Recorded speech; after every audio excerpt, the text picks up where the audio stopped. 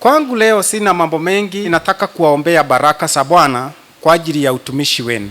Na maombi yetu ambao ninataka kuwaombea leo itaongozwa na mistari kadha kutoka kitabu cha Samueli wa pili mlango ule wa 23. 2 Samuel chapter 23. Tutasoma kuanzia mstari wa 8. Biblia inasema hivi: These are the names of the mighty men whom David had: Joseph Basshebeth, a Tahkemonite, chief of the captain. The same was Adino the Ezinite. He lifted up his spear against 800 whom he slew at one time. And after him was Eleazar the son of Dodo the Ahohite, one of the 3 mighty men with David when they defied the Philistines who were gathered together there for battle, and the men of Israel had withdrawn. He arose and smote the Philistine until his heart was weary, and his hand stuck to the sword. And the Lord brought about a great victory that day, and the people returned after him only to plunder. And after him was Shammah the son of Agi the Hararite. And the Philistines were gathered together into a troop, where there was a piece of ground full of lentil, and the people fled from the Philistine. But he stood in the midst of the ground and defended it, and slew the Philistine, and the Lord brought about a great victory. And 3 of that sheep's men went down and came to David in the harvest time to the cave of Adulamu, and the troop of Philistines camped in the valley of Rephaim. And David was then in the stronghold, and the garrison of the Philistines was then in Bethlehem. And David longed and said, Oh, that one would give me drink from the water of the well of Bethlehem, that is by the gate. And the 3 mighty men broke through the army of the Philistine, and drew water out of the well of Bethlehem that was by the gate. And they took it and brought it to David. Nevertheless, he would not drink of it, but poured it out to the Lord. And he said, Be it far from me, O Lord, that I should do this. Is not this the blood of the men who went into jeopardy of their lives? Therefore, he would not drink it. These things, these 3 mighty men did. And Abishai, the brother of Joab, the son of Zeruiah, was chief among 3. And he lifted up his spear against 300 and slew them, and won a name among the 3. Bwana asifiwe. Tunasafikisha tu hapo, utasoma wakati wako.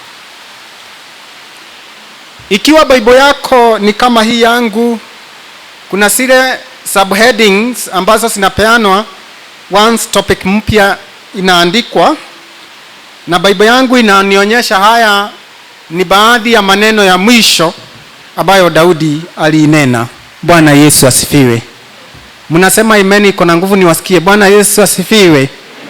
Amen, maana kunanyesha. Na katika nyakati zake za kumalizia kuliandikwa. Amen. Kulifanya nini? Kuliandikwa baadhi ya wale watu muhimu ambao walisimama na Daudi wakati wake wa mwanzo akipokea ufalme, ili upako ambao Samueli alimumininia wa kuwa mfalme usidhalilishwe. Bwana asifiwe. Na Biblia inapeana jina la huyu Joshebu Bashebeti, na Biblia inasema yeye peke yake aliwaua watu 800 ili Daudi mfalme upako ule alipakwa usidi kutawala. Jina la Bwana libarikiwe. Biblia inamtaja Eleazar mwana wa Dodo ambaye pia naye wakati Israeli walikuwa wametorokea Wafilisti, yeye alibaki akapigana na wao kukinga Daudi mfalme. Biblia inasema watu wale wengine waliotoroka walimrudia tu baadaye, lakini si kupigana, alikuwa amemaliza vita, nilikuwa tu ni kuchukua nyara kutoka kwa wale ambao amewaua. Praise the name of the Lord. Hallelujah. Mwingine ambaye ametajwa hapa ni Shama mwana wa Geri, na Biblia inasema ya kwamba na yeye katika ule uwanja wa shairi peke yake alipigana, akapigana mpaka mkono wake ukachoka, lakini hata kama amechoka, Biblia inasema bado ulikuwa umegandamana na kisu chake akiendelea na vita. Haleluya. Watu hawa mpendwa, matukio haya hapa imeandikiwa katika Bible, haikuwa inafanyika hapa. This part of this chapter inarejelea mambo iliyokuwa imefanyika Daudi alipokuwa amepokea upako wa kuwa mfalme katika Israeli. Na wakati huo watu hawa walisimama na huyu mtu ambaye ametiwa mafuta kwa kiwango kikubwa kiasi ya kwamba hata uhai wao hawakudhamini tena. Bwana asifiwe sana. They never valued their lives anymore. Kile kilikuwa kimejaa katika mawazo yao ni kuhakikisha ya kwamba huyu aliyetiwa mafuta, tutapigana mpaka tuhakikishe mafuta haya haijaaibishwa na watu wasiotahiri. Jina la Bwana libarikiwe sana. They were saying, hata kama nitabaki peke yangu, I will fight and fight and fight mpaka dunia yote irecognize ya kwamba Daudi ni mfalme aliyetiwa mafuta. Praise the name of the Lord. Na wakatajwa hao. Kulikuwa kubaya, maana saa hiyo Wafilisti tayari wameiteka Bethlehem, mji wa Daudi. Na Daudi ametoroka, wanajificha na huko pangoni. Na wakiwa wamejificha huko, vita zinaendelea. Maandiko inasema ya kwamba akawa na shauku ya kuyanywa maji ya kisima kilicho Bethlehem karibu na mlango. Naye hata bila kutuma mtu akasema tu, laiti ningelipata maji kutoka kisima sa Bethlehem ni yakunywe. Aliposema tu hivyo, Biblia inasema hawa watu watatu wakainuka. They broke through the camp of Philistine. Hiyo ni kumaanisha wanaenda kumtafutia mfalme maji, lakini kisima mahali kiko kimeshikwa na maadui. Hiyo inakwambiaje mpendwa? They were ready to do what? To die, na mfalme akunywe maji. Na walipigana mpaka wakafika kwa kisima, wakachota yale maji, wakarudi na wakampelekea mfalme. Na mfalme alipojua wameitoa wapi, katikati ya kina nani, akasema, na iwe bali nami kuyanywa haya maji. Akaimwaga chini kama kitu tunaita a drink offering to God. Maana devotion ya aina hiyo haikufaa kupewa mwanadamu. Jina la Bwana libarikiwe sana. Hallelujah.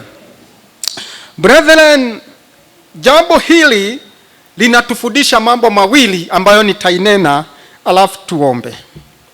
Number 1. Wacha kwanza nikwambie kwa Kiingereza alafu nitajaribu kutafsiri. The lesson number 1 that we learn from this passage ni kwamba the foundation upon which any king would reign is the bravery and the loyalty of those who follow him. Jina la Bwana libarikiwe. Msingi wowote ambao mtu anayetawala atasimama na utawala wake uwe imara, msingi huo ni ujasiri na uzalendo wa wale wanaomfuata. Jina la Bwana libarikiwe. Can you tell your brother or sister bravery and loyalty? Ujasiri na uzalendo. Walitetea upako wa Daudi wakati wengine walikuwa wanataka kuonyesha tutaproof hakuna kitu kimefanywa. Hallelujah. Kama vile majina ya hawa watatu ilikubukwa na wakasemekana ya kwamba without these 3 men there would no king in Israel by the name David. Angesemekana tu kuna mwana wa Yese aliyepakwa mafuta kwake kisirisiri na nabii, lakini alipigwa na Wafilisti hata kabla hajatawala. Wakafanya nini? Wakamumaliza. Lakini kwa ajili ya hawa watatu, that is why today we speak about the great king of Israel, King David. Jina la Bwana libarikiwe sana. They defended the anointing. Alipoletewa yale maji, yule mfalme Daudi alikataa kuyanywa, akaimwaga chini, akampa Mungu kama kitu tunaita sadaka ya kinywaji, a drink offering. Bwana asifiwe sana. Na alifanya hivyo mbele za Bwana, number 1, ili hawa waelewe ya kwamba mlipokuwa mnapigana na Wafilisti kwenda kunitafutia maji, sio mimi kama mwana wa Yese mlikuwa mnataka nisife kwa ajili ya kiu, lakini mlikuwa mnatumikia Mungu aliyenipaka mafuta. Jina la Bwana libarikiwe sana. Kwa hivyo devotion yenu ninaimimina kwake, akiinywa aridhike, atajua vile atakavyowabariki. Praise the name of the Lord. And today, my brothers and sisters, devotion yenu kwa ombi ambalo tutakalolifanya, nataka kuimimina kwa Mungu. Nimimine juhudi hizo zenu madhabahuni haya mbele za Bwana. Ainywe, afurahi, nanyi apate kuwabariki. Jina la Bwana libarikiwe sana. Haleluya. Baba Mungu, katika jina la Yesu Kristo Mwokozi, tumewaona wadugu watatu ambao walilinda au wakaulinda upako wa mtumishi wako Daudi usiaibishwe.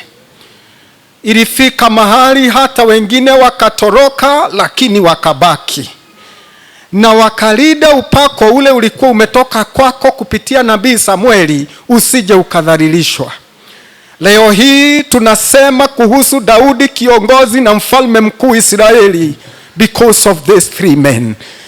Bwana, upako umemiminwa madhabahuni haya juu ya kichwa changu, na ninakushukuru maana msingi ule nilikuwa nimesimama juu yake, watumishi hawa wako ndio waliokuwa wameujenga.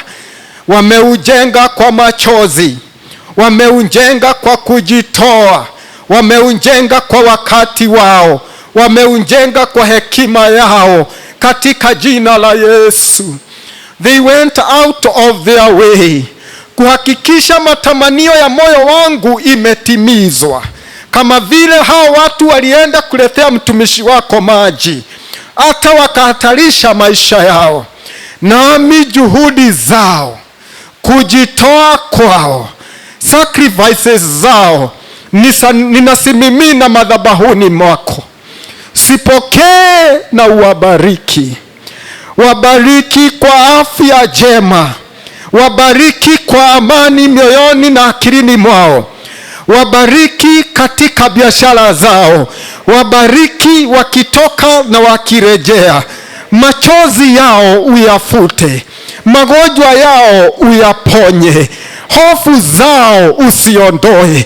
Kama vile Bwana wamerida upako huu, ninaomba ukaride kazi zao, rida biashara zao, rida jamii zao, katika jina la Yesu Kristo.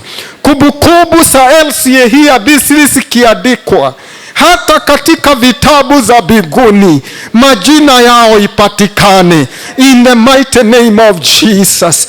Sifa zote ambazo zilimiminwa hapa, Mwokozi, pongezi zote ambazo zilimiminwa hapa, hongera zote ambazo zilimiminwa hapa, tunakukabidhi wewe katika jina la Yesu Kristo.